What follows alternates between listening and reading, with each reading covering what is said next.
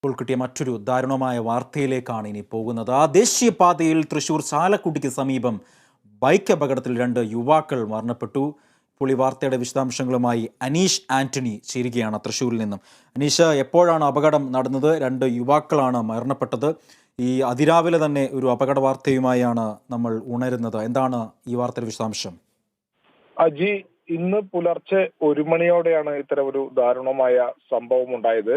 ചാലക്കുടി പോട്ടയിൽ ദേശീയപാതയിൽ വെച്ചായിരുന്നു ഇങ്ങനെ ഒരു അപകടം സംഭവിച്ചത്. ഈ അപകടത്തിൽ ചാലക്കുടി വെട്ടുകടവ് കരിക്കപ്പള്ളി മാത്യു മകൻ 24 വയസ്സുള്ള ഷിനോജ്, ചാലക്കുടി കുന്നത്തങ്ങാടി ആലപ്പാട്ട് ജോസിന്റെ മകൻ 23 വയസ്സുള്ള ബ്രൈറ്റ് എന്നിവരാണ് മരിച്ചത്. രണ്ടുപേരും 23, 24 വയസ്സുകാരാണ്. ദേശീയപാതയിൽ പോട്ടയ്ക്ക് സമീപം വെച്ചാണ് ഇങ്ങനെ ഒരു അപകടം ഉണ്ടായത്. ടോറസ് ലോറിക്ക് പുറകിൽ ഇവർ സഞ്ചരിച്ചിരുന്ന ബൈക്ക് ഇടിക്കുകയായിരുന്നു. ഇടിയുടെ ആഘാതത്തിൽ ബൈക്ക് പൂർണ്ണമായും തകർന്നിട്ടുണ്ട്. ഇവർ രണ്ടുപേരും സംഭവ സ്ഥലത്ത് വെച്ച് തന്നെ മരിച്ചു എന്നാണ് നമുക്ക് ലഭിക്കുന്ന വിവരം.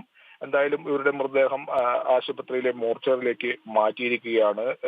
ദാരുണമായ ഒരു അപകടം തന്നെയാണ് ഉണ്ടായത്. 2 യുവാക്കളാണ് കൊല്ലപ്പെട്ടത്. അജി. അതെ അനീഷ്, അതിദാരുണമായ ഒരു അപകടമാണ് ചാലക്കുടിയിൽ ദേശീയപാതയിൽ ഉണ്ടായത്. ബൈക്ക് അപകടത്തിൽ 2 യുവാക്കൾ മരിച്ചു. ഷിനോജ്, ബ്രൈറ്റ് എന്നിവരാണ് മരിച്ചത്. ഇന്ന് രാവിലെയായിരുന്നു അപകടം. ഈ വാർത്തയുടെ വിശദാംശങ്ങൾ നൽകുകയായിരുന്നു തൃശ്ശൂരിൽ നിന്നും അനീഷ് ആന്റണി.